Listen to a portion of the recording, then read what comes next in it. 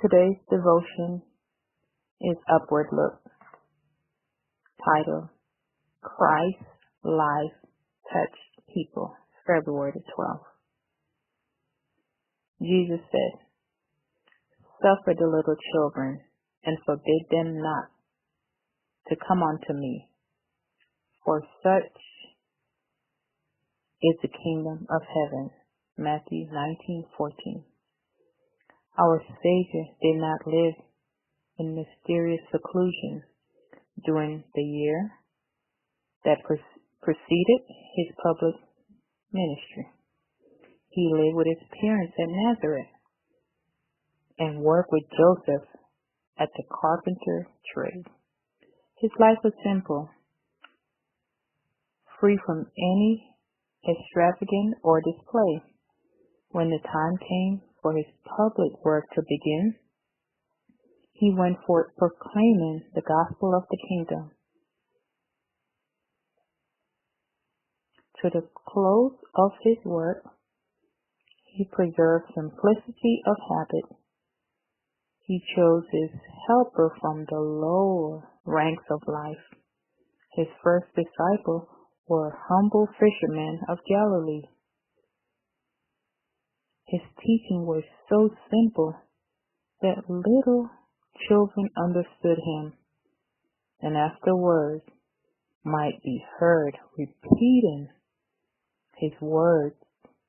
All that he said and did possessed the charm of simplicity.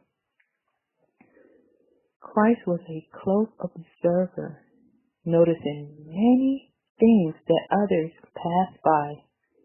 He was very helpful, even ready to speak words of hope and sympathy to the discouraged and the bereaved.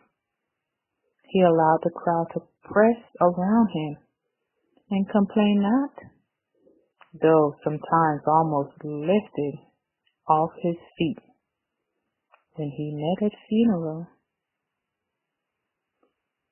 he did not pass by that indifferently.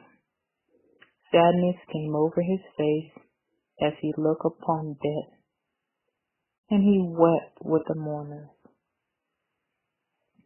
As the children gathered, the wild flowers growing so abundantly round them, and crowded up to present to him their little offering, he received them gladly, smiled upon them, and expressed his joy at seeing so many varieties of flowers. These children were his heritage. He knew that he had come to ransom them from the enemy by dying on the cross of Calvary. He spoke word to them that even after they carried in their heart, they were delighted to think that he appreciated their gifts and spoke so lovely to them. Christ watched children at their play and often expressed his approval when they gained an innocent victory over something they were determined to do. He sang to the children in sweet and blessed words. They knew that he loved them. He never frowned on them. He shared their childish joy and sorrow. Often he would gather flowers, and often pointing out their beauty to the children, would leave them with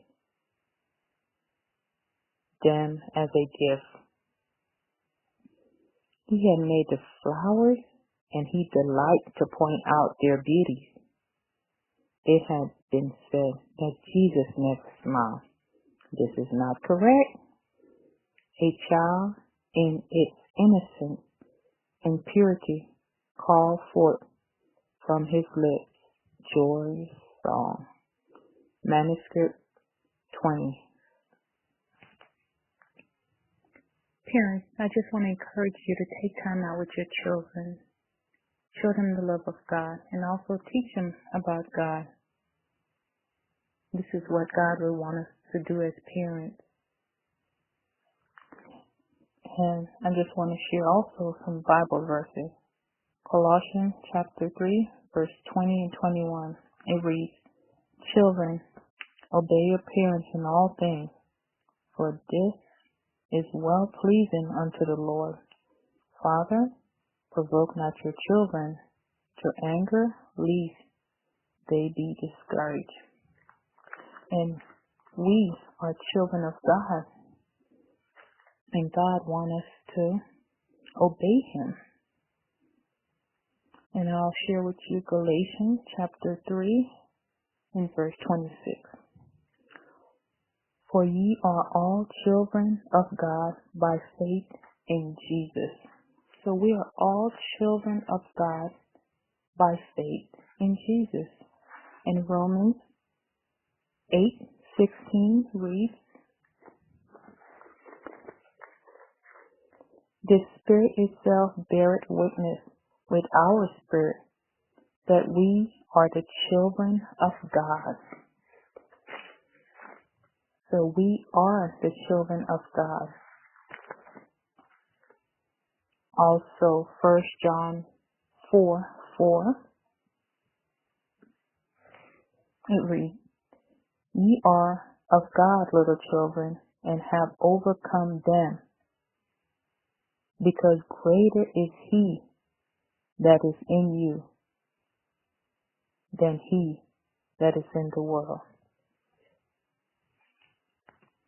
And remember, don't let anyone deceive you, because Ephesians chapter 5, verse 6 reads, "Let no man deceive you with vain words, for because of these things cometh the wrath of God upon the children of disobedience." So let us not be children of disobedience, but children of obedience unto God. And Matthew chapter 13, verse 38 reads, "The field is the world, and the good seeds are the children of the kingdom, but the tares are the children of the wicked one." Just like Abel and Cain, one of them did good deed and one of them did wicked deed. So we have to choose.